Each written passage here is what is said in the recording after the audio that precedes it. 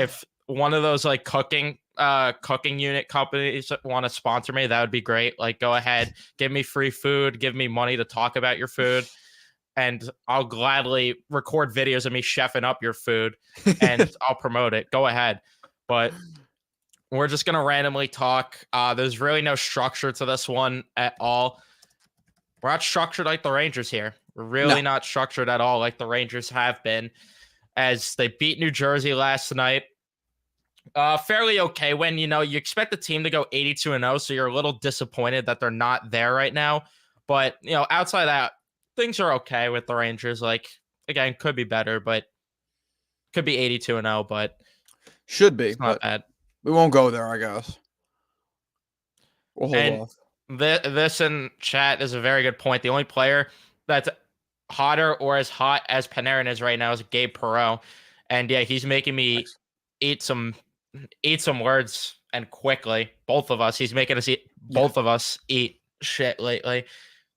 Like, I'm full at this point. I've eaten quite enough. Yeah. My stomach is killing me. Yeah, I think I'm gonna throw up from how much shit he's been making me eat. I was looking because I was curious, because obviously the guy we wanted badly was Oliver Moore. I don't think he's doing spectacular. He got off to a really hot start, and then he really faded quickly. Like I think he had like a goal or two with 4 assists in his first like 4 or 5 games, and now he has 8 points in 12 games, where Gabe Perreault has, what is it, 15 or 17 points even? 17. He's got 15 assists. Right, that's what it was. Goals. So 17 points in 12 games. So things are looking solid. Things are looking solid with Gabe Perreault. And again, I'm happy if I'm wrong about him. I'm very happy because the Rangers could definitely use a guy like him right now on the right side in that top 6. Like, I think there's a legitimate argument that he might end up getting an actual shot next season, to be honest. I don't think he'll make the team, but I think he's going to get a legit shot next year. Yeah, see how he looks in rookie camp? Yeah. Eyes on. I'm with it. Although I don't know if he could play in preseason unless he makes that he can't do. Yeah, he'd have to make the team, I think, for that. Correctamundo. Which sucks because you're not Jack Harlow there. Not really a lot of options. Options. Simon's going to be at the game in Dallas tomorrow.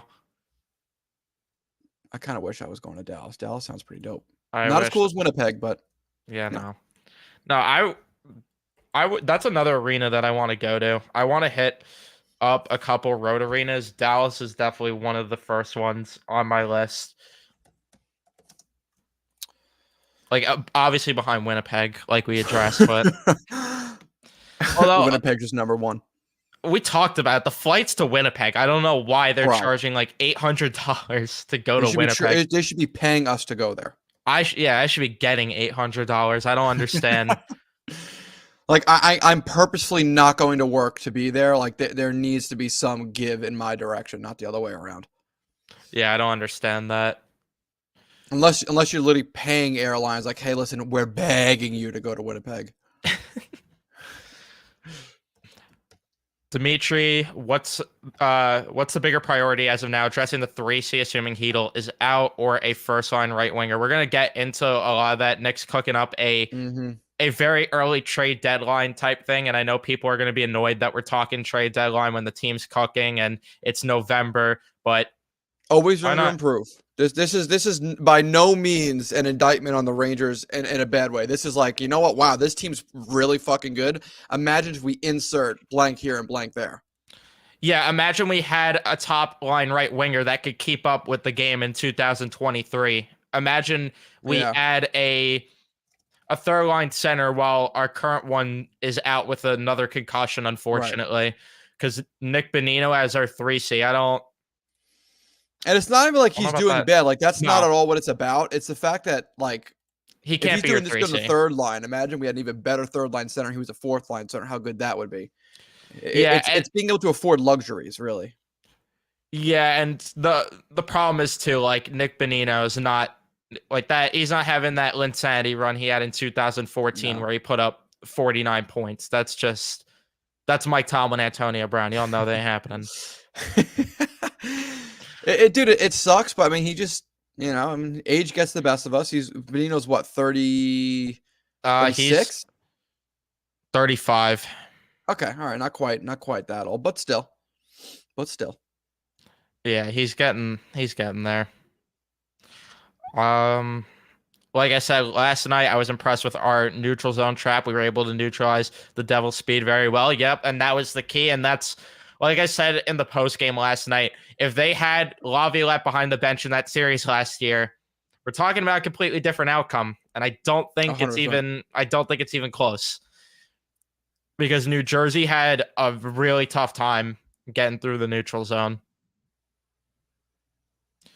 Feel bad for Heedle, but it sucks for us that he re-signed. Feel like we're kind of stuck with him and his head Yep. injuries at this point. He has no value just like that. Mm-hmm. I think he has some value. And I think now, like at the time, we were all wondering how the hell the Rangers get Philip Heedle at this cheap of a deal. I think we got our answer here. I have a feeling the Rangers used the fact that he already had like 3 to 4 concussions in those negotiations to be like, yeah, we can't bank on you to play a full 82. So we can't give you like the Trocheck type money. So I think that played a role in it, and it sucks because like I tweeted out when we heard that he might be out longer than we expected, it annoys me because like we're really entering what could have been a breakout year for Heedle. Although he had a breakout year last year, but like imagine the step he could have took forward building off of last year. And he's really entering the prime, playing with Panarin and Lafreniere, who's been red hot right now. Imagine where he could be right now. He already had 6 assists in 10 games. Imagine the goals started coming. It's a shame. It really is. I'm a big Heedle guy, and we were talking about this going into this season about how this could have been like a 60-point, 30-goal Heedle campaign. Like this could have been ridiculous. Yeah, that's what I expected, and him to cement himself as the 2C on this team. But credit to Trocheck, he has stepped up while Zibanejad has not been good at all, and while Heedle's out right now. I didn't even realize he has 14 points in 15 games. Who, Heedle? Trocheck. Oh, I was gonna say, yeah, Trocheck's been fucking barking off. I was a huge Trocheck defender this offseason, and I'm glad he's making me look good. Yeah, he was the guy when the Rangers went at offseason with the 2C. I was dreaming for the dream, Nazem Kadri. I wanted Nazem Kadri, but after I saw the contract he got, I'm like, yeah, I'm glad they just paid Trocheck instead. Like Trocheck was the guy that I wanted if they weren't going to get Kadri, and they put up very similar numbers last year too. Actually, Trocheck had more points than Kadri last year, and he has more points right now.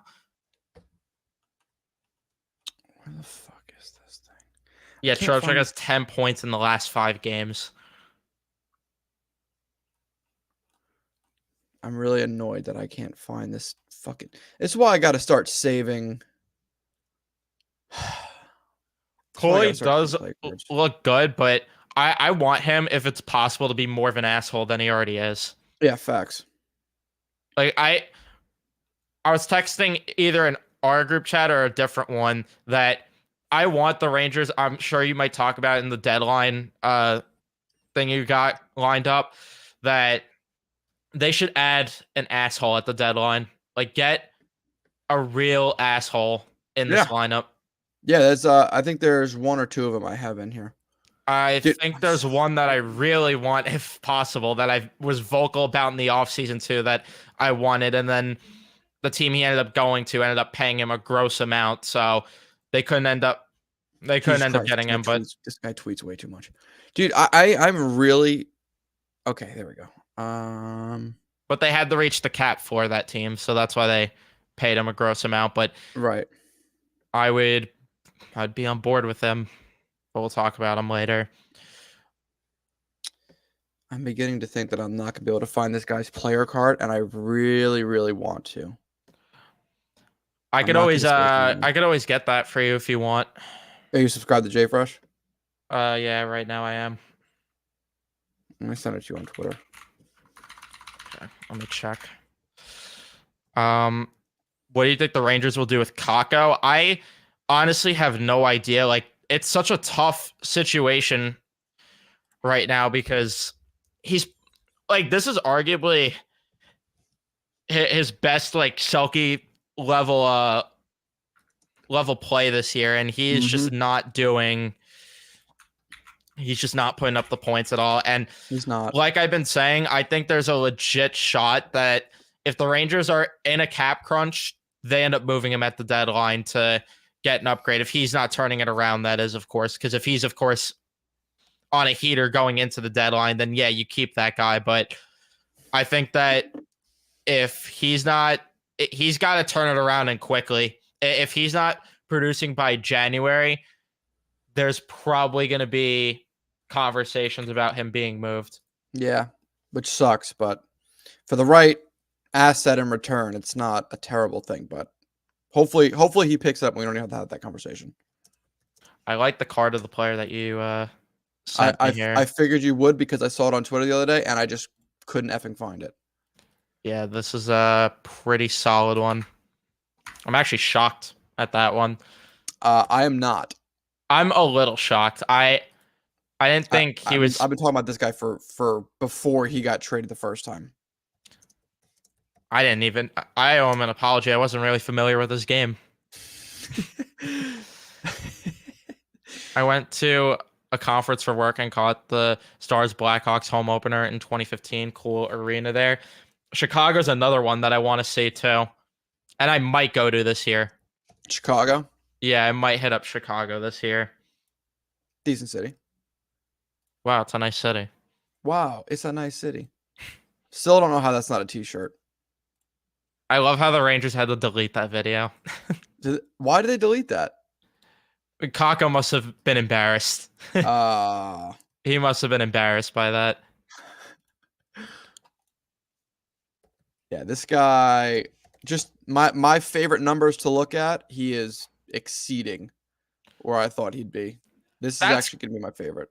That's crazy, Dominic. You're coming from Europe to New York. That costs you $509, but it's $800 for me to fly to, if I wanted to fly to Winnipeg, and it's not even like it's that far of a flight. That's ridiculous. That's so stupid. I mean, that's just flight travel for you. Grace isn't home today, so I could talk about how much it costs to fly to New York. Back and forth round trip, if I did not have the buddy pass to get from Charlotte to New York. Granted, this has changed a lot since we first moved down here. The first time I flew back to New York in 2017, I think it was round trip. I'm not even kidding, like $90, if that. Round trip was dream. Without the buddy pass was like $350. So ridiculous. It's stupid. That's why if we didn't fly in the buddy pass, we would have flew into LaGuardia because it's just so much cheaper for some reason. But like, it's flying to New York is the only problem. Flying anywhere else out of Charlotte Douglas, which is where we fly out of, is never an issue. It's just getting to New York is so expensive. Yeah, always. Just ridiculous. It's like they just don't want people there. Yeah, no, they don't. All right. One good thing about this player is that he's basically being given away for free right now. So finding a trade comparable is gonna be kind of tough, but I'm gonna give it a shot. Oh, you're getting trade comparables too. Oh yeah, I'm going up and down the line. Like I am just. If there's a certain player, if there's a player that I think will be in this, I think it's obvious this player. I've talked about him on Twitter. I think I have a trade comparable for him, but I'll see what you cook up with that. Okay. The only spot that I think potentially needs to be bolstered is where Jones is currently. I know that Fox is out, but you need depth, and I think Jones keeps getting exposed. He had a good game last night, but I agree. I think the Rangers are going to get a seventh defenseman come the deadline, and Jones is, like, if we're being honest, Jones isn't even he's what a seventh defenseman is. I think the reason we're pissed off is because we expected more from Jones. Like, I think that's the issue. We expected way more from Jones at one point and thought he had a chance to be even a top 4 defenseman on this team. I think that's the part that's aggravating us. How can we split up Mika and Kreider without messing up the second line's chemistry? You don't right now because you really don't have a way. If they bring in a certain free agent, you could maybe go with Coley, Zibanejad, Kane on your top line, and then Kreider, Bonino, Wheeler as your third line, which wouldn't be. I don't know how that would go, but because as of right now, if they were going to split Mika and Kreider up, you would put Kreider down to the third line. Coley would jump to the top line. But do you want your first line being Coley, Zibanejad, and Wheeler? I don't know about that one. All right, I have 9 players. I had 20, but I cut it down to 9 because I think some of them I'll use for later. Only because, like, right now, it's with the way the standings are, it's really, for me, too hard to tell who's going to be actually selling and who's not. Yeah, it's too early. That's the issue. But Like, there's, I mean, like, there's some one givens, team. but There's one team right now that's like basically admitted, yeah, we're gonna wave the white flag here. yeah, and there's just too many. Like, there's bad teams that are doing well, and there's good teams that are doing bad. I really wanted to put this one player on there, but it doesn't look like this team that he's on is going to cool down. So maybe I'll save it for if they do cool down. But it's someone I brought up yesterday with you and Joey. But there's only one player on here who I think is maybe. Actually, no, I got rid of the stretch. Okay, so these are all relatively realistic targets. You know who would be a perfect fit for this team, but it's literally impossible for the Rangers to get him because of the team he's on? Who's that? Brock Nelson. If God, man, he has 2 years left. If the Islanders continue to fall and they end up selling, would Brock Nelson fit perfectly, especially if salary was retained? But there's not a chance in hell the Islanders would trade Brock Nelson to the Rangers. Especially like a fan favorite. That's the thing. A fan favorite. Yeah, there's not a shot. I don't even think they would trade us Julian Gauthier back if we wanted him. There's no chance. Oh my God. All right, let me do this real quick. And then I'm gonna screen share. But that would be a guy that would fit perfectly. That's the thing that sucks.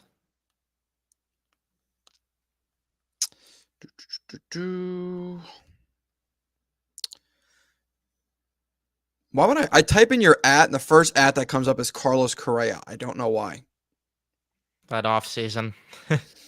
Probably, yeah. My phone's like probably like, you know what, asshole. Actually, that was last off season. It felt like it was so much longer ago. I know. Holy dude, my shit. search history was absolutely fucked from that off season.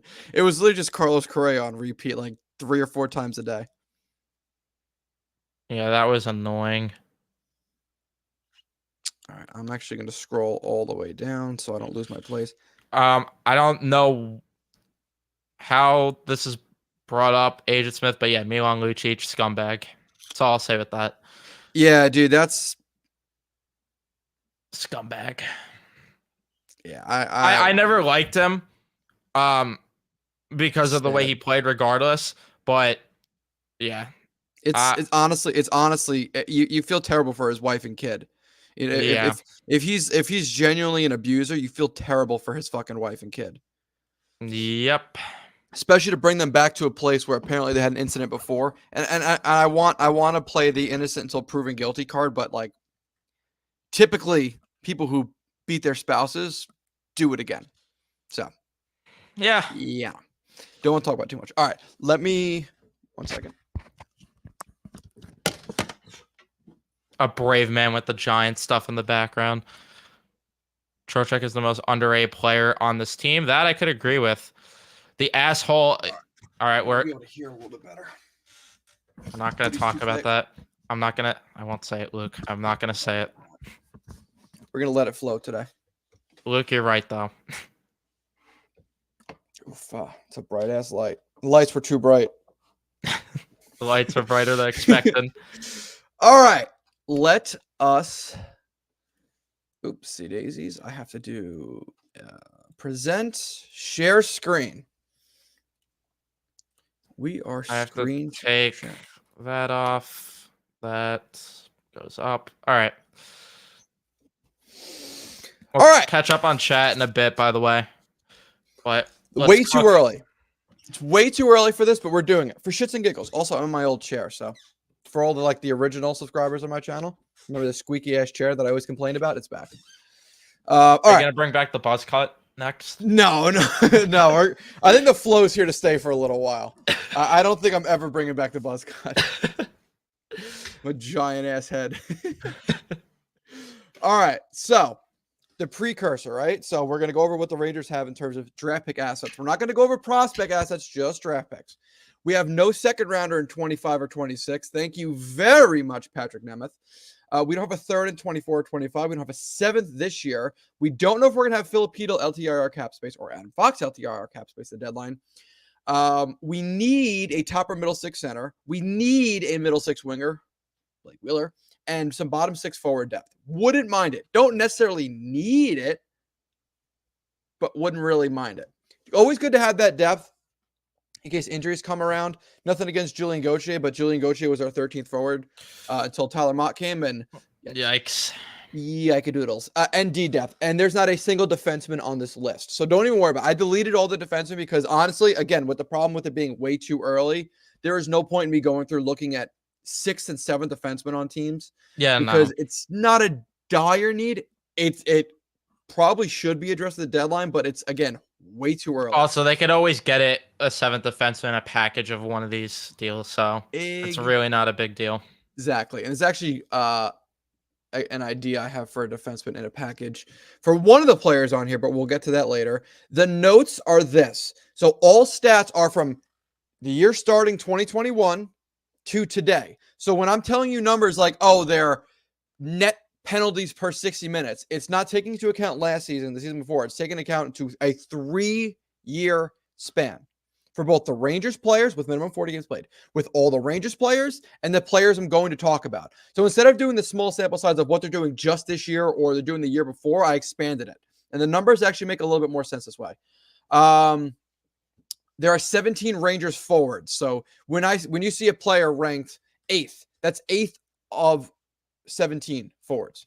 There's no defensemen. Like I said, I had 21 players on this list. I deleted 12 of them because it was just too much to look at. Too many small names that aren't worth investigating yet until we get close to the deadline and we really find out what this team needs. We don't know who's going to come back from injury, who's going to get injured. Knock on wood, nobody does. We don't know any of what's going to happen.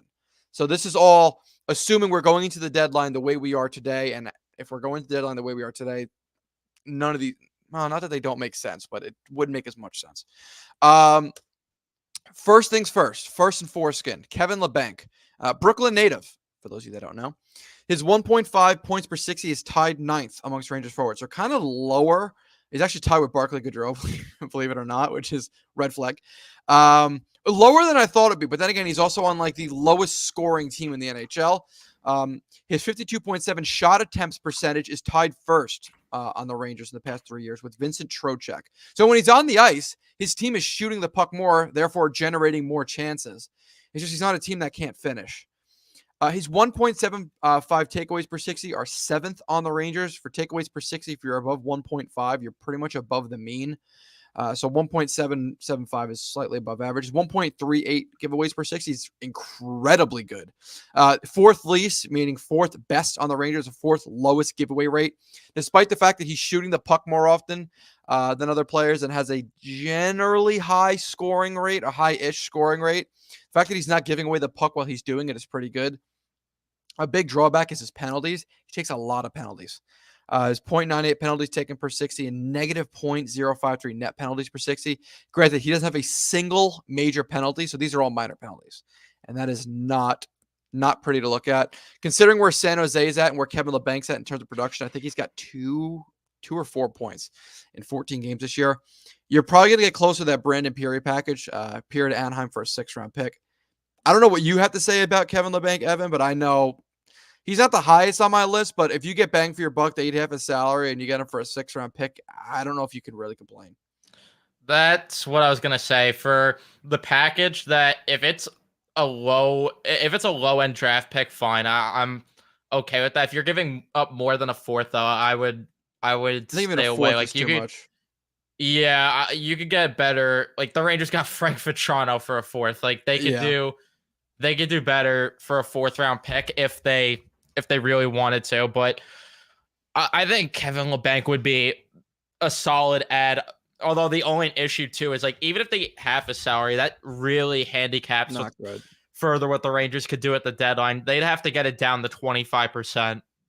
Yeah, I agree. You have to, and then you have to pay another team to do that. At that point, it's even worth giving up multiple assets for Kevin LeBanc. Yeah. Moving on, we found a life on the highway. Jacob Vrana, my second favorite target. Jacob Vrana, 2.21 points per 60 would be second amongst Rangers players. I believe number 1 is Artemi Panarin. I say I believe like it's not. It most definitely is Panarin for Shark. But we're gonna double check. As soon as NHL.com loads, we know how slow this is. I just want to make sure I have all my numbers. Yeah.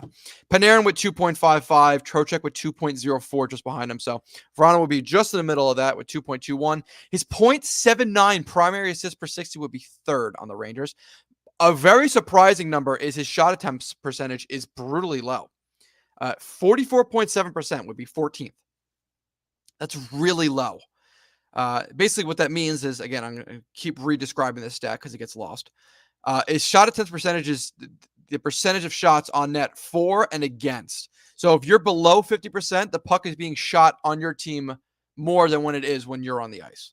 So in other words, the puck is going on net more against when Vrana's on the ice than it is when he's for, which again is surprising considering his scoring metrics are really high. His 1.55 takeaways per 60 would be 12th, not great. And his negative 0.45 net penalties per 60 is 15th, really bad. I'm a huge fan of the scoring rates, and I think playing in the top 6, I could get over the giveaway rates and the takeaway rates and the penalty rates if he's playing between Kreider or playing with Kreider and Zibanejad or anywhere else. I think Vrana could be a great ad. What do you think? I love the scoring rates. I Dude. feel exactly how I did with LeBanc. Like if they're giving up more than a 4th, I don't know if I would do it. Like I don't think he'd be an awful ad. It's just that another guy where you're gonna need him down to 25% of his salary. Yep. So they'd have to automatically give up more than just like a 4th-round pick for him. Mm-hmm. And it could be a scenario where you get a Frank Vetrano type and he ends up just scoring like crazy, being in the top 6. But being an animal for you. Yeah, I'm 50-50 on Vrana. I love his scoring rates, and I love his goals per 60 rate. I want to pull that back up real quick because I forgot to include it in here. His goals per 60 minutes. I don't know why I didn't add it in there. Make sure I have this pulled up on both. All right, Jacob Vrana's goals per 60 is 1.26 goals per 60 minutes. That would be number 1 on the Rangers by 0.15. He'd be wow. Yeah, and that's Chris Kreider. And second place is Lafreniere at 0.92. So the gap between first place in Vrana and third place in Lafreniere would be 30 points, which is a lot. Dude, I mean, that is a ridiculously high scoring rate. That is bizarrely high scoring rate. That changes the game. Yeah. Yeah. All right. Give this guy good minutes with a good players to play with where he's not just shelled on the third line because they got good value for him. And this kid could be scary good, especially come playoff time when the Rangers desperately needed scoring if last year was not telling enough. I'm trying to see. Where is he? He plays on their third line with Kevin Hayes right now. Correct. Which is not ideal for a guy who you need scoring. And Jacob Vrana, when he got traded to the Red Wings, he had 11 points in 11 games. When he got traded to St. Louis, he had 14 and 20. This guy notoriously starts well on teams he's traded to. And he's on an expiring deal, so he'll probably play even better. I think this kid would be an excellent pickup. I'm curious who he was playing with in Washington that he had those type of stats and like was a 25 goal scorer. If you could get that play out of him, then we will be there. But Yeah, it's just I don't know. I don't know if he's gonna give that or not. who knows, man. I'm a big Verona guy.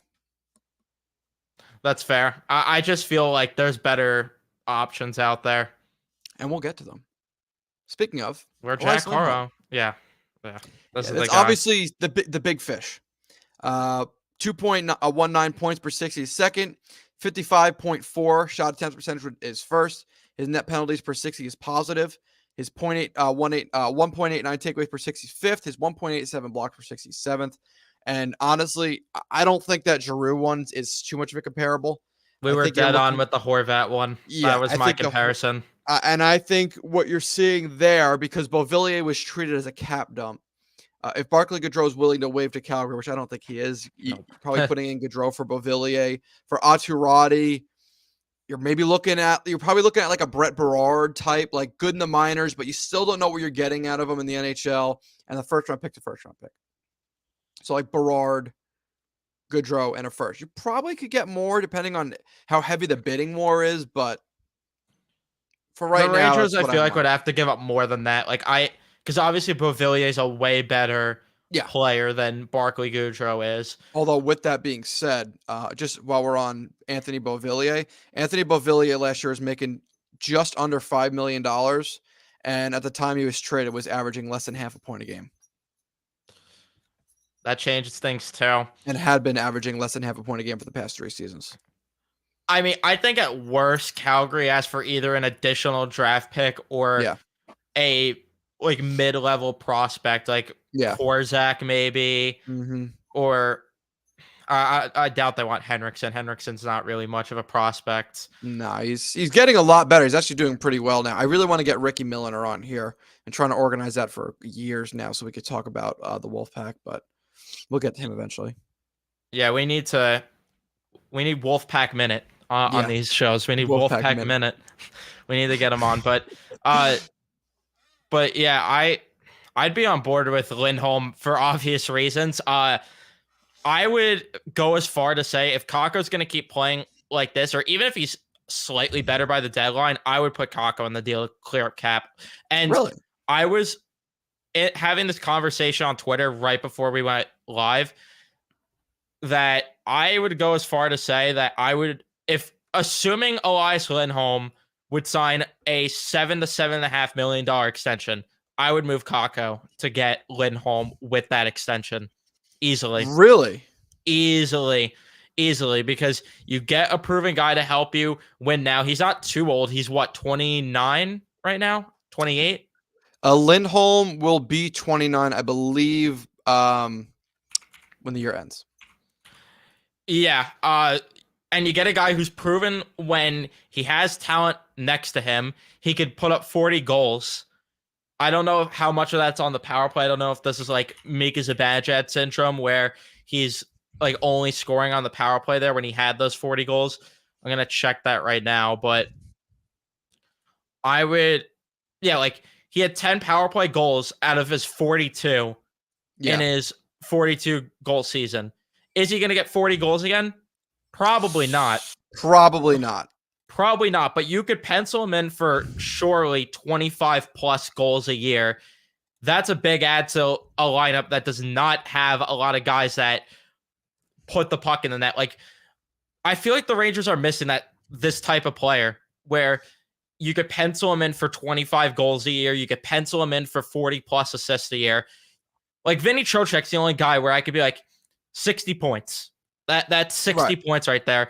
Lindholm would be another guy where you pencil him in for 60 at least every year. If they could add him and get him on a decent extension, I would do it. And I think that plays a big role into it, right? If the Rangers are really concerned about about Filip Chytil and his injury history, which you made a good point. It might have played a factor into his contract extension. Why wouldn't they look to get a guy like Lindholm and extend him? Lindholm is, from the outside looking in, doesn't have a huge a scary injury history. He's played about the entirety of every season he's played in the NHL. 58 in his rookie year. Granted, he also got called up from 81, that 82, year. 72, 81, Yeah. 81, 70 when the season got shortened. 56 is the full season that year. 82, 80. He's not getting hurt. He wins faceoffs at a good rate. He shoots at a good rate. He scores at a good rate. There's not a lot of unattractive things about Elias Lindholm. The question is, how much do you spend to get him? And I think that's the big concern. And how much does he want to make on his deal? Because if he's wanting Bo Horvat money, what did Bo Horvat make? $8.5, $9 million? Yeah, I saw someone say on Twitter that he's apparently asking for 9.5, which if that's the case, no. But we know that how contracts work. They're going to meet in the middle. There, so that's probably a fucking high rate. Yeah, so he might be asking for 9.5 to stay in Calgary. So that could be what that's about. Mm-hmm. But assuming then he asked for like 9 million even from a different team, you have to figure a team's gonna want him at 7 million. Eventually it works out and they meet in the middle at like 8, in the 8 million range. Which and he might do that to play for a winning team because he has not been winning. Yeah, because Carolina was not great when he was there, and then Calgary has been contending every now and then, but not enough. I would definitely try and get Elias Lindholm if possible. I feel like this is the guy that the Rangers have to target. Like he's a I don't think there's really more of a perfect fit than Lindholm. He could play center, he could play the wing, and I would go as far to say that if they got Lindholm and paired him with Zibanejad, I would go as far to say I would try moving Zibanejad to the wing, take less pressure off of him, and then let Lindholm play center. And that way, when Chytil comes back, you're not immediately setting Chytil back into the faceoff dot if his wrist is still fucked up like it was beginning of this year. That too. What do you? All right, if you're making a deal for Lindholm and you're the Rangers, what's your max? Like, where are you stopping at then? Are you talking extension or are you talking like trade? Trade, hoping for an extension, but not guaranteed. That's where it gets tricky, right? Yeah. Like if Calgary's down to let a team negotiate with him before a trade, that would make me feel a lot better. Because like it's tough. If a extension's a guarantee, then you easily move Kakko. But if it's not a guarantee, I'm not giving up Kakko then at that point. I'm not. And, the Rangers don't even necessarily have to give up Kakko in this deal sign him to an extension because Kakko's deal expires. He's an RFA, and you just trade him in a separate deal this offseason. If you need to. Yeah, because if you could still fit Lindholm in, because this is going to be one of those trades where it's going to be 25% of his cap hit. Yeah. So correct. You're looking at what, like 1.2 million for him, something like that. If you cut it in half twice. Yeah. I think that's 5.68 divided by 2.9. Like a $1.5 million. Yeah.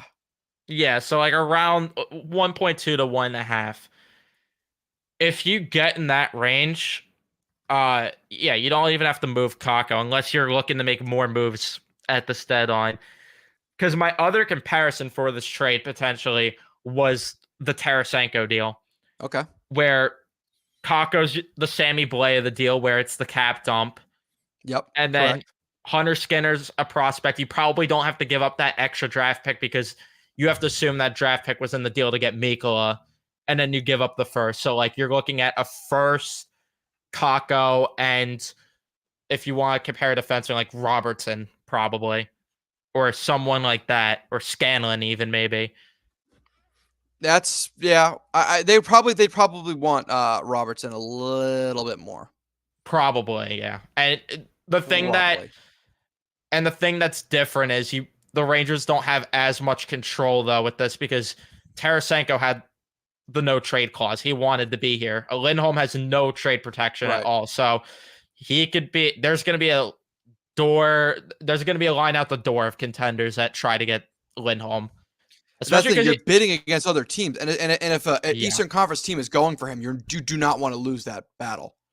yeah, and especially if it's a division rival, like if Carolina wants a reunion, you don't want to let him go to a team like Carolina.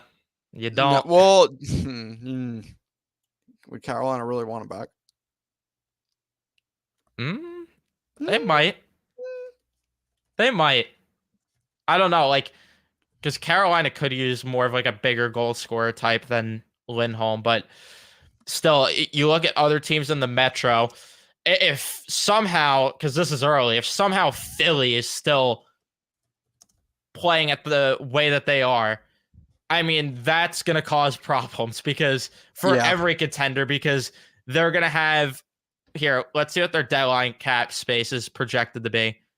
It's actually less than I thought, 5.8 though, but that's still a good amount. Like they could take on Lindholm without salary retention if they really wanted to. They could. I mean, yeah, they could.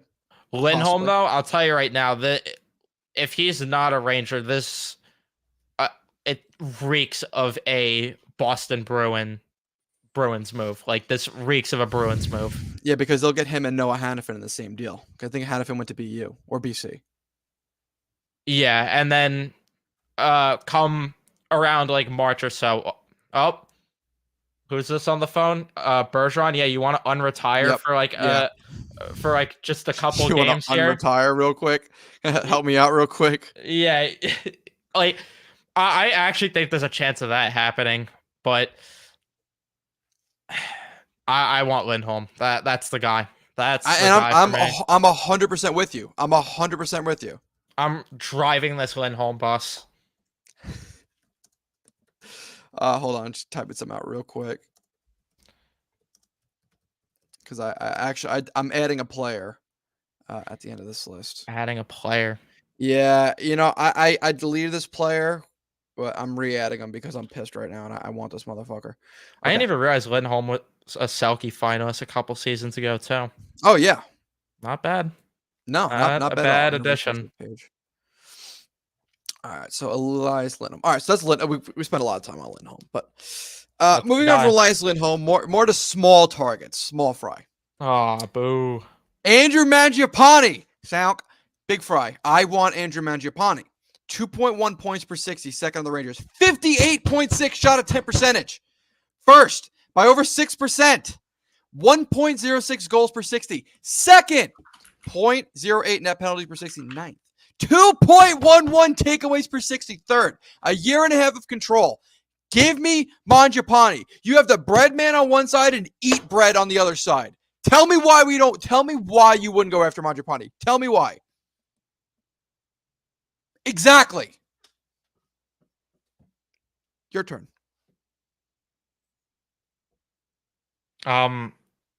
Look at the StreamYard. Oh my God. I don't think this even needs to be a conversation if it's possible at all. Bro, give me this fucking man. Give him to me. Especially if Calgary eats his salary in half. Just saying. And I think the return is somewhere between that Yandel return and Blake Coleman return. Each player, year and a half. You don't know if it's a rental or not. Both were on teams that were rebuilding and both got really good returns. We will be there. Yeah. We'll be there and then some. I'm picking them up. Whoever's in the trade, if they need a ride, I got them. Just say, I got you. But yeah, and this is my number one target. This is who I want the most. I still would want Lindholm more if they could extend him. Fuck it, get them both. But get them both. Why not? What's stopping you? What's the trade comparable to that one? If they were to get both of them? Yeah, try and figure this one out.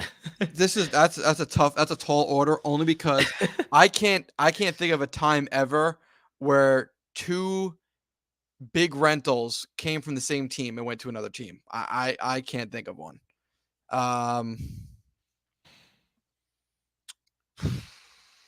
Well, and that's the thing. Mangiapane is not even a rental. I'm trying to think where you got two big players in one deal at the deadline. Hmm. I guess Orlov and Hathaway will be close. But I think Calgary has. I think Mangiapane and Lindholm probably have more value than Orlov and. Well, Mangiapane definitely does because he has the extra year. Right. That's a great point. It's just not often you see like two, unless hold on. I think I have one off the top of my head. I just don't remember if he got. I only traded have or not. one red flag with Mangiapane though here. Go ahead. In 16, I don't know if something happened that he has this many, but in 16 games, 25 PIMs. Yeah, it takes a lot of penalties. But he do also not draws know a lot. if it was because of getting like kicked out of the game at some point or what, but because in years prior, I mean, 40 PIMs isn't the worst. Remember, he plays really aggressive. He's a Vetrano type. Yeah, but 25 PIMs is a bit of a red flag. Oh, for shizzle. I'm trying to do that's a tough trade compare. We'll get both of them. I can't think of a single time in recent memory where two big names were up for sale on a team and both big names got traded to one team. Or like a big name, a number one center and a middle six winger going together. I cannot think of one. Lindholm, Mangiapane, and Hadifin for Kakko, Gaudreau, and Jones. We will be there. Take a lot more than that, but yeah, unfortunately, that would not be. That wouldn't be possible. The next one is someone we've talked about for a while. I'm not super big on it, but if we need a middle six center, how long have we had this conversation with this guy? Yeah. It's like points per 60 are good, shot attempt percentage are not good. His net penalties are negative. Mediocre blocks, takeaways, and giveaways per 60. It's just like if you really like, we just need to make a move. Like, yeah, maybe. Yeah, this is a move to make if nothing else works out. Yeah, I don't think we even need to spend too much time. I don't think we have to spend too much time. Yeah, but it would be very, very. It would be something else if the Rangers had Jonathan Quick and Adam Henrique on the same team. Would be something else, wouldn't it? Be double fucking trouble. Two guys that absolutely destroyed my childhood. It would it ruined them. Let's call it what it is, ruined. They're a Andre Palat and Alec Martinez away then from getting the job done at that point. Mm-hmm. Now this one might be a little bit of a stretch. This is a player on the second worst team in the league. Or I don't even know by standings, but like just theoretically, like they got the first overall pick. Connor Bedard. I'm just kidding. I'm just kidding. Relax. God damn. Yakov Trenin. You know, Connor Bedard could be like an interesting add too. That's the thing. Like, it's gonna be tough to fit him in. Yeah, the cap. Cap. You have like that could be a scenario where, like, I don't know where you fit him in either because you have Barclay Goodrow down the middle there. You have Nick Bonino down the middle. You have options there. Yeah. You are Jack Harlow. You already know what they're going to ask for. So we're not trading that. We're just not. Yakov Trenin. Yakov Trenin. Don't jack off to Yakov. Do not. Why would you jack off when you could yak off? Trenin. 9.25 hits per 60 would be fifth. 2.05 takeaways per 60 would be third. Just good bottom six numbers. Just a good bottom six ad if you need one. Probably can get him for close to nothing. Good even strength defense numbers. At 89%. Keep the change. Just a good little ad. Small. We don't gotta talk a lot on him. Just wanted to throw him out there. Just throw him in. Just throw him in. Why could I not, for the life of me, find Nashville? There, trying to find his point production this year. He's got 2 points in 15 games. Exactly. So good bottom six guy. That's it. You don't need him for anything else other than penalty killing, a big hit. He skates hard. That's it. That's all you need. Yeah, I agree. Like that's another one where if you're making a move to make a move there. Yeah. Just like, hey, 7th round pick, I'll take him off your hands. Yeah, I don't think he'll cost much at all. Yeah, simple. Victor Olofsson. Ugh. Well, yeah, I want to kind of the same vomit. thing as LeBanc. It's like, hey, good scoring numbers, draws more penalties than he takes, shoots the puck a lot. That's about it. So I'm very anti Victor Olofsson. I as well. I think you could do better. A lot better. I think we had this conversation last year or at some point in the offseason with Olofsson because he wanted out. Yeah, correct. So no. Yeah. No. I like for a guy that like yeah, you could pencil him in for 20 goals, but it's about it. He is like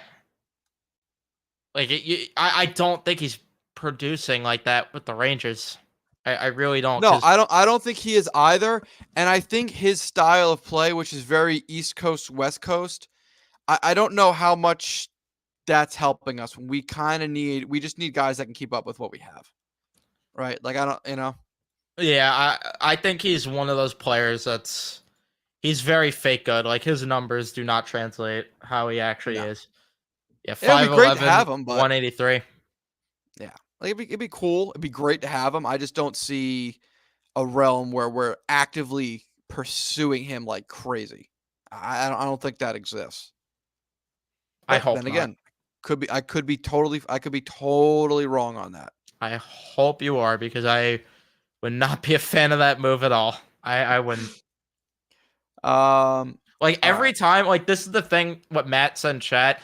Anytime I put a Buffalo Sabres game on, like every now and then Olofsson would have the puck, and it's like, oh yeah, he's still there. Like yeah, he still exists. He's never noticeable. Like, and especially for a Buffalo team that, yeah, they have Tage Thompson, but outside of that, do they really have a guy where it's like, wow, you're really noticing him out there? Like, sure, Peterka will chip in goals. Tuck will be noticeable every now and then. Jeff Skinner because he always picks a cool goal song, but that's about it there. Picks a full goal song. I don't know. I wouldn't be on board with Olofsson. Yeah, I'm not super hot on him either. Just a suggestion. Figure, hey, chuck him out there and throw shit at a wall and see what sticks, because that's what we're best at.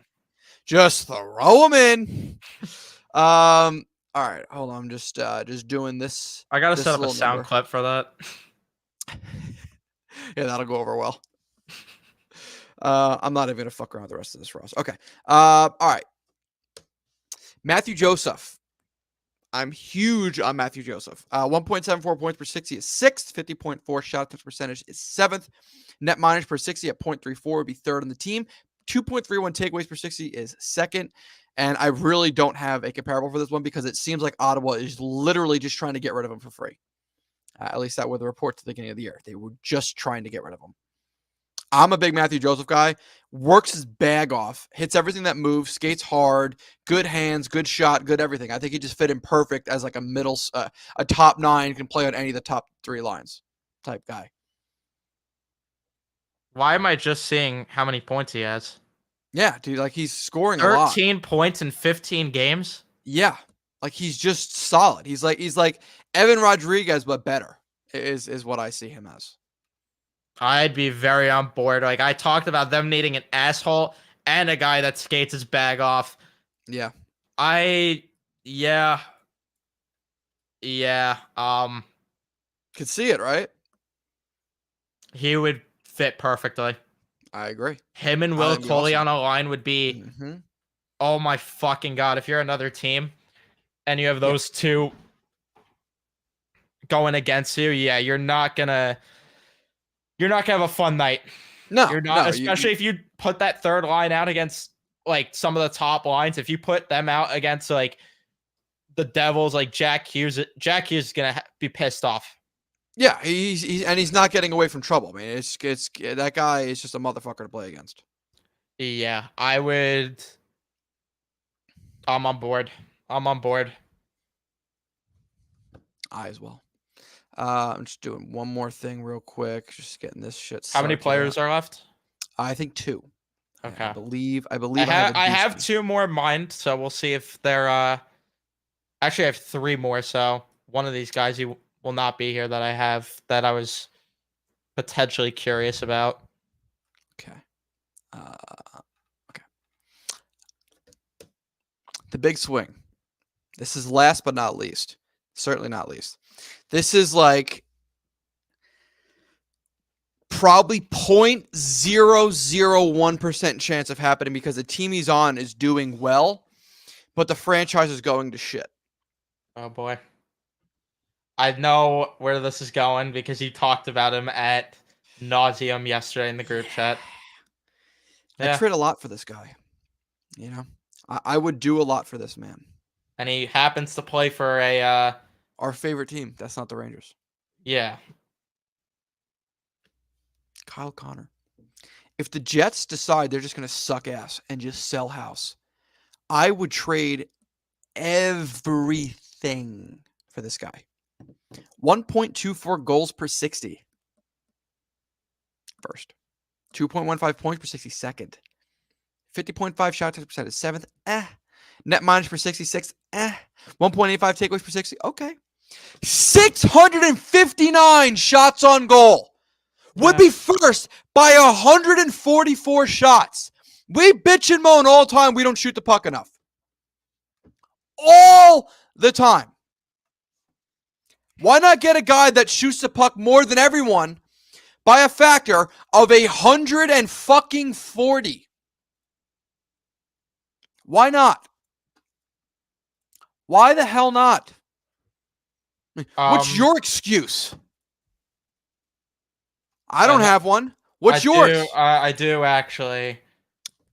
His defensive metrics aren't good, so he wouldn't fit into the Laviolette system. So we can't go after a guy like that. He wouldn't work here. We need all defensive gurus on this team. I would do any. You want to know the best part? The absolute best part about this? I want you to guess. He has 659 shots on goal. Guess how many shots on goal? And I'm specifically saying shots on goal in the past 3 years. I want you to guess who's in that spot, but for the Rangers. Who's in second place for shots on goal? Yes. Who is the player that is just behind him for shot? I say just behind. Who's 144 shots behind him? Shots on goal. Mika. No, Kreider.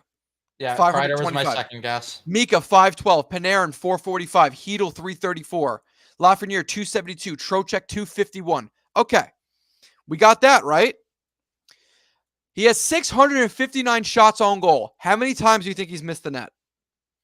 For comparison, Zibanejad has missed the net despite having almost 150 less shots.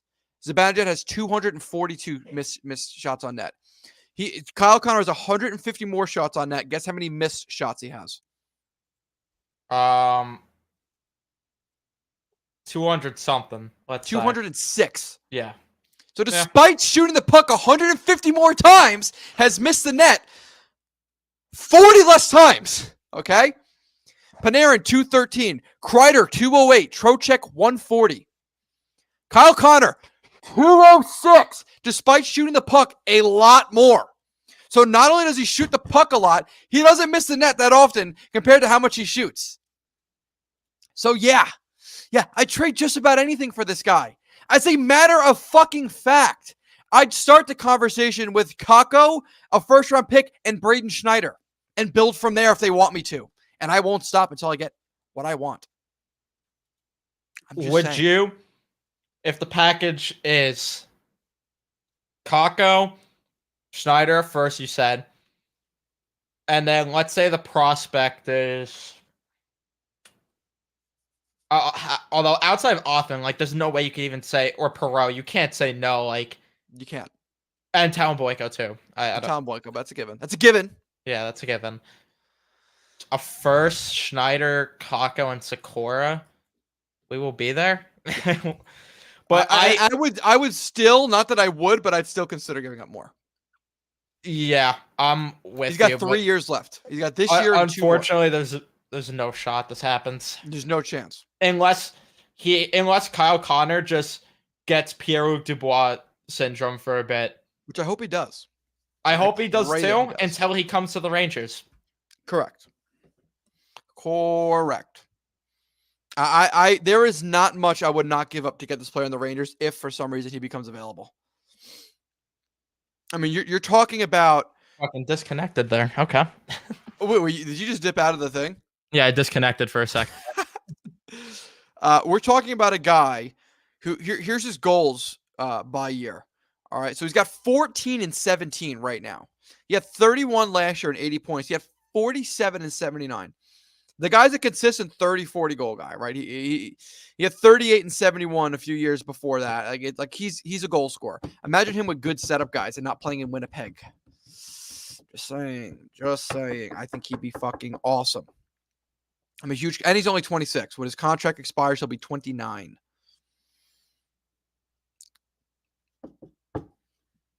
Just saying.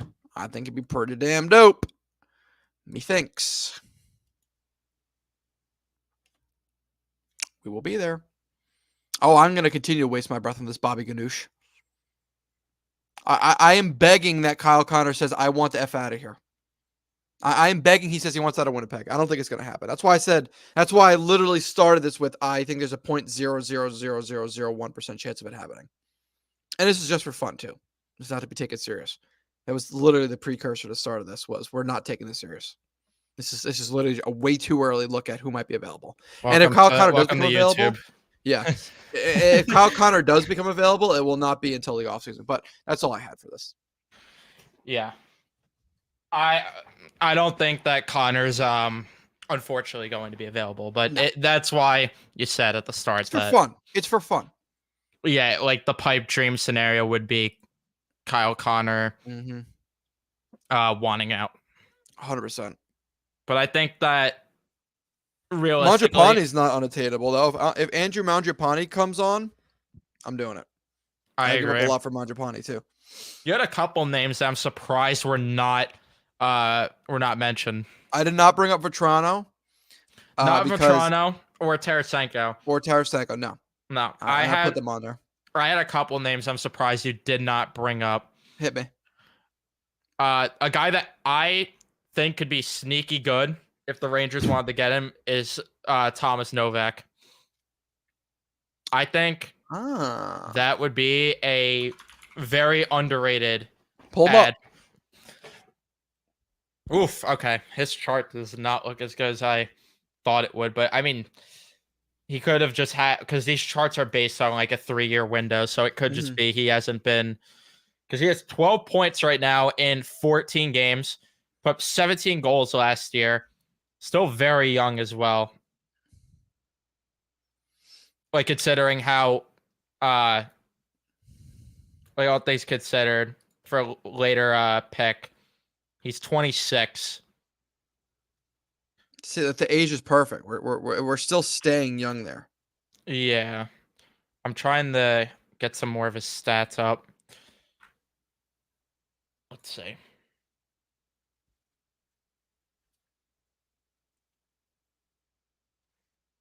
Let's get penalties. Where is he? Why the fuck can't I find him?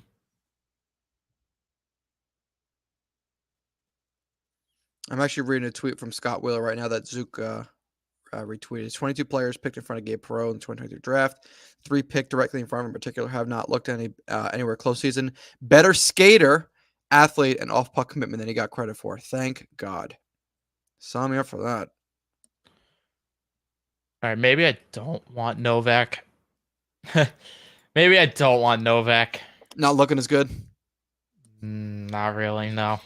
Not at all, to be honest. And that's unfortunate. I really thought that could be like a decent pickup.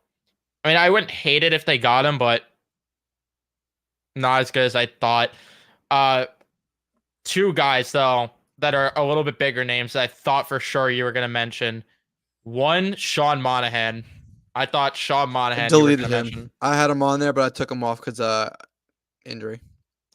The other guy, Jordan Eberle. I thought you were going to mention Jordan Eberle. Nope, did not have him on it because I think Seattle's going to be good. I think Seattle's still going to make the playoffs. That's fair. That's fair then. And the asshole that I was talking about that was not there, Corey Perry. I've been beating the Corey Perry drum for. I've been beating that drum nonstop. That I want. If there's a way that the Rangers could get Corey Perry at the deadline, I would love that, because if you want an asshole on the team, I don't think there's really a lot better than Corey Perry out there. No, the problem is $4 million a year. Yeah, you'd have to get a third team involved. You'd have to get a third team involved, but I think Corey Perry would be a fun ad. Because, like, you don't even have to play him every game, too. Like, he could be a 13 forward if you want, but I think that would be a fun ad. Who else? Especially if you want a motherfucker. Yeah. I wish Tampa sucked, because that would have been a slam dunk to come full circle and get Stammer. Oh, we can always dream. Another name that was mentioned, and Detroit's kind of like falling off because I'm not surprised that they're fake good. Andrew Copp. Close, because of the 10th advisor, David Perron. Ooh. That was a name that I had a conversation with on Twitter about. David Perron, I think would be an underrated pickup if it's if they're in a situation where they're selling again. Which could very well be possible. Yeah. David Perron, like, despite being, 34 now? 35? 35. Just never trailed off in terms of scoring. He's just been consistent. Yeah, no, he's just like, that's a guy where, 50 points. Every fucking year. Dude, his second year in the league in 2008, 2009, 50 points. Last year, 56 points. Like, he's been consistent throughout his entire career. Yeah. And he's having a down year right now. Imagine he comes into a scenario where he's playing with under a better coach and with a better team, because again, Detroit, I stand by it. Detroit's a fake good team. Like the analytics say it. They're not as good as their record shows, and they're starting to fall off, because who would have thought that it's not sustainable to win when, I don't know, Alex DeBrincat's putting in like a 100 goal pace even at the beginning of the year, and he started to fall off. So yeah. He's actually been pretty quiet since he's got 11 goals in 17 games, which is still really good. But didn't he have like 8 and 5 or something like that? Yeah, something stupid. Yeah, that whole team is kind of just trailing off. Dude, Moritz Seider, have not heard a lot about him since his rookie year. But then again, he also got paired with Ben Sherratt, so I think that might have done him in. Yeah, it's a shame. Like he was really only noticeable. Like, there's only one time when I went to that game against Detroit where I'm like, oh, Moritz Seider actually made a good play there. Yeah. Like, you don't even notice him that much, to be honest. Daniel Sprung, like someone said in chat, that would be a pretty good ad. Yeah, really good ad. A guy that I kind of like to maybe add, but the problem is injuries, is Tyler Johnson. I mean, he Ranger killer when he first came into the league. Yeah. Yeah. So he'd fit right in. But again, another guy where he's always injured. Warren Fogle, I saw mentioned in chat. That would be a solid ad. Trying to scroll through and see. How would we feel about Alex Wenberg if Seattle sells off? I just saw someone say Yanni Gourde. If I'm trading with Seattle, I want Yanni Gourde. Sadly, Mike Tomlin, Antonio Brown to that one. Is it Yanni or Laurel? Does anyone even remember that trend? Oh my god. That thing was so stupid. That was so fucking annoying. Yeah. That was so dumb. It sucks with Calgary though, because I would want Lindholm and Zadorov, but I guess it doesn't suck because the Rangers are in a good spot where this is even a thing. The Rangers don't really even have room for Zadorov. Like they don't have room for Zadorov, but he would be a good ad if the Rangers did want to improve on the back end, but I doubt they would do that. No, we don't have room. We honestly don't have room for shit, which kind of sucks. Next year we should have a little bit of cap space, depending on who do we have expiring on expiring Colorado, deals. outside of that, I mean, the Rangers, I think, are actually in a good spot cap-wise this offseason. Yeah, Kakko, Wheeler, Benino, Pitlick. Lindgren's probably your big name there. Schneider, Yeah. I don't Oh, I forgot about expect him Lindgren. to Yeah. break the bank. Gustafson. So really the back end, and then Quick. Yeah. The Rangers have $15 million in cap space, assuming the cap jumps up the way they expect it. I think it was. Would they say 87 and a half? Yeah, yeah, I'm looking at it right now. If it's 87 and a half, they have 15.3 million in cap space next offseason. With the way Kakko's at right now and the way he's pacing scoring wise, he's probably not going to get much more than what he's making now. I don't think he's going to be a Ranger next year. You don't think so? If he keeps this up, no. They gotta just move on. Like, how much longer are they gonna give it? And I think this is gonna be a scenario where they move Kakko. He's gonna light it up the first few games, and every Ranger fan's gonna be like, "Oh, of course!" And then he'll tail off, and it's like he'll just be kind of what he is. Like, I think a team will get him to be a consistent 40-point guy, which isn't bad, but for the Rangers, do you really want to pay? Because he's gonna want somewhat of a raise. Do you really want to pay him like $3 to $4 million to be just a 40-point guy here? I don't know. Especially if a team values him high for whatever reason. Yeah, the scoring could still come. It's just, I don't know, man. I also don't want to say his scoring's an issue.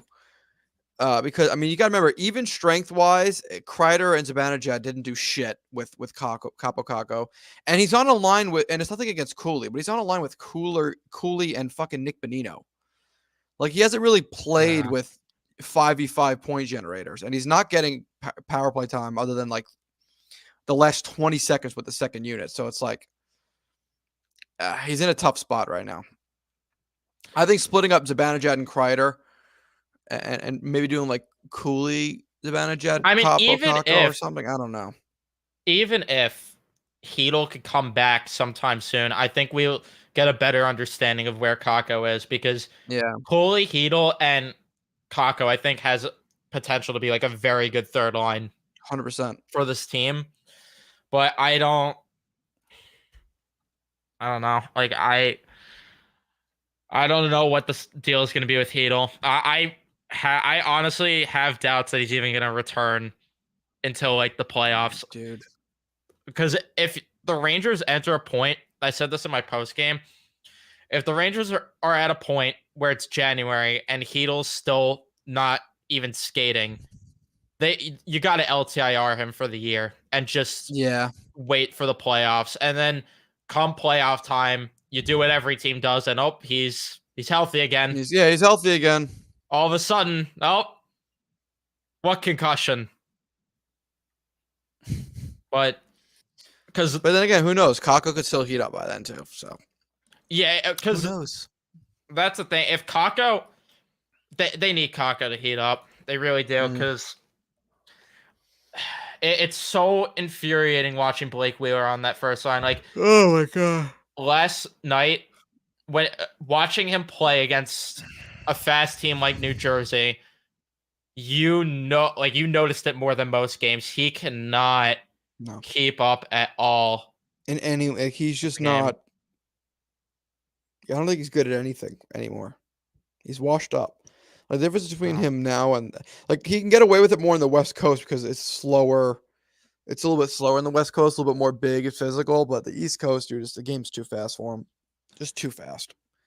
Yeah, I agree. And like, his playmaking that was hyped up, it's not even like I'm noticing that much. Like, every now and then I'll be like, oh, he made a nice pass there, or he opened up the ice there, but it's just not enough. Like, no, it's not, because he's not fast enough to keep up to even make the passes anyways.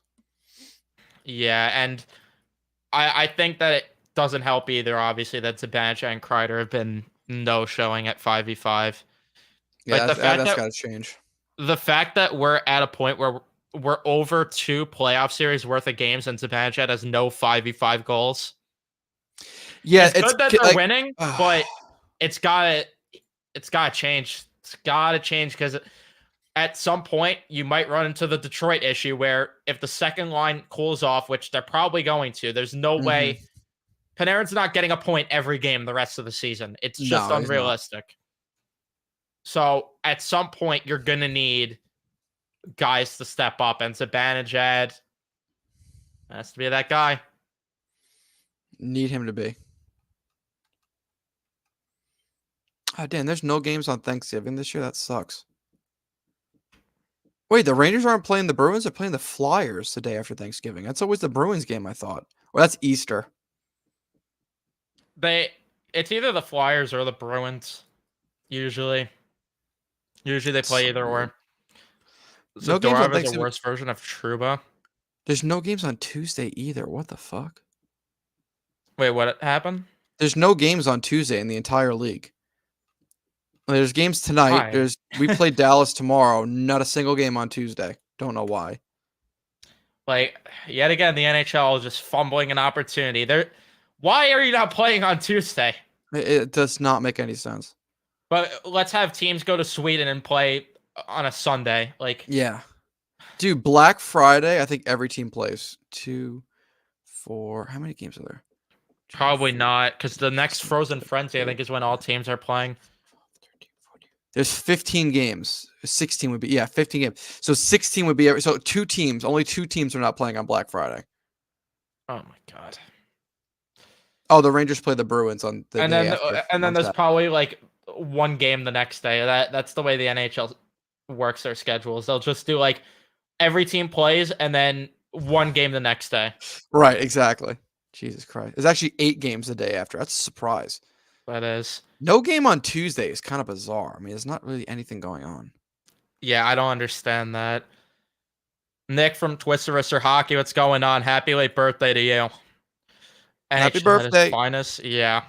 NHL at its finest.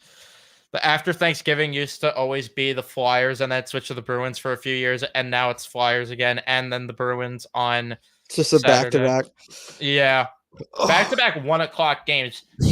Did you look at the December schedule? Who the fuck decided? Pull up, share screen it. Share screen it. I want to see it. It's the dumbest thing ever. It's the start times. Like, they have I'm not even going to pull it up because I want you to guess. What time? Here, let me get the exact date. Saturday, December 2nd. Rangers, Nashville. What time's puck drop? In Nashville? Yeah. 1:00 Eastern. Later. 4:00. Close. 4:30. Okay, it's like a beer league puck drop time, but okay. All right. Sunday, December 3rd, the day after, against the San Jose Sharks. San Jose is on a vacation far away. What time is the puck drop? Are we in Josie or are we in New York? We are not in Josie. We are in New York. On a Sunday. Yep. 1:00. Oh. Later. 4? Later. 7. Earlier. 6. Yes. Why? What a weird time slot. Yeah, 6:00 on a Sunday, and I'm sure that knowing my luck, the Eagles play like a 4:00 game that day, so I'm gonna, of course they play a 4:00 game, so I'm not even gonna be able to watch the whole thing. That's fun. That's so fucking stupid. Fucking it's the dumbest shit I've ever heard in my life. 6:00 on a back-to-back. Why? It's just a weird schedule. I'm gonna look if there's any more weird start. 8:30 in Anaheim, so 5:30 their time. Why? Get off of work and you just like immediately go home and watch hockey. 3:00 in February against the Flyers. 6:00 against Columbus in February. Why? Another 3:00 against Pittsburgh later in the year. And what the fuck? I didn't even notice the Rangers end of the season schedule. They play in Colorado and they play in Arizona. That is so bizarre. Usually they always play an Eastern team to end the year. Why are they going on the road to the West Coast for their last 2 games? It's the dumbest shit ever. So they're playing, and those puck drops too. They have 9 o'clock against Colorado, 6 o'clock against Arizona for their last 2 games. That's the dumbest shit ever heard. My fucking dude. Dare we even begin to guess the NHL scheduling and why they do the things they do? What do they have against us? Why the fuck are they going to the West Coast right before the playoffs? That's so stupid. Who? They want to make them nice and tired. I was wrong. There's just a large gap between the games. I was wrong. Okay. I owe him somewhat of an apology. How long is the gap? It's like a 4-day gap, or no, shorter than that. I was just looking. It's just a 2-day gap. I was wrong. I didn't flip to April. I apologize to the NHL. I apologize briefly. Briefly for a moment. Then they have a fucking 12:30 start against the Islanders on a Saturday. Not 9 o'clock on a Saturday, but 12:30 on a Saturday. 7:30 to end the season against Ottawa. Last game of the season against Ottawa. I mean, usually the Rangers. That's bizarre. What? I feel like we always play a team in the Atlantic for the last game of the season. Like it's either Toronto, Buffalo. We had who was it last year? What was their last game against last year? I'm gonna look at this. Let me go to 2023. They played Toronto. In Toronto or no, at the Garden. Okay. And that was a 3-2 loss. Yeah, that's about right. Yeah, Toronto. I don't know. I knew it was Toronto or Buffalo. They always play an Atlantic team. But what is with some of these start times? I don't dare I even begin to wonder why and question why they do the things that they do. Nico cannot be happy about that 4:30 start time at all against Nashville. Like that's dinner time for him. He cannot be happy. Say, he won't be there. He will not be there. Yeah, he's not showing up. He's got to get dinner at 4:30. There's not a chance he's watching that game. Like maybe he'll throw the TV on when he's having his nice steak dinner. Yeah. So, dude, that guy's right. Look, Heedle's last second goal was waved off due to a kick. Do you remember that? Oh yeah. Now I remember that. Yep. Yeah. Oh my gosh. Good memories. Jesus Christ. Good Someone memories. said Alex Turcotte, so I just want to look them up real quick. Then I'm gonna hop off. Yeah, I'm gonna wrap it up after that. No, Alex Turcotte, 12 goals and 13 points. 12 points in 13 games in the AHL this year. 5th overall pick in 2019. That 2019 still draft not in the weird. NHL right now. No, dude, he's only played 12 games in the NHL. That's odd. That was a weird draft. That 2019 draft. Yeah, that was it. It got a little overhyped too. Oh, 100%. But every draft does. Every draft, I feel like it's like, this is the best draft since 2015. And then it just never ends up being that way. Like, not even like remotely close. Yeah, they try way too hard to gas up that bike. Yeah, fucking turn that shit off. All right. You got to go get ready for the 4:30 dinner too, right? Yes, correct. Yeah, 1:15. You're having it with Nico, right? He's making a nice nice cast iron steak. The table's set already. He's got his china. He's all ready to go for that 4:30 dinner. Save that comment from Dylan so we could talk about that next time because I have a lot to say about Fanatics, just not right now. Oh, if you want a quick brief rundown there, Fanatics sucks. So we'll wrap it up, and yeah, if we get Mangiapane, we can start getting kicking goals. Yeah, but we're gonna wrap it up there. Thank you guys for watching.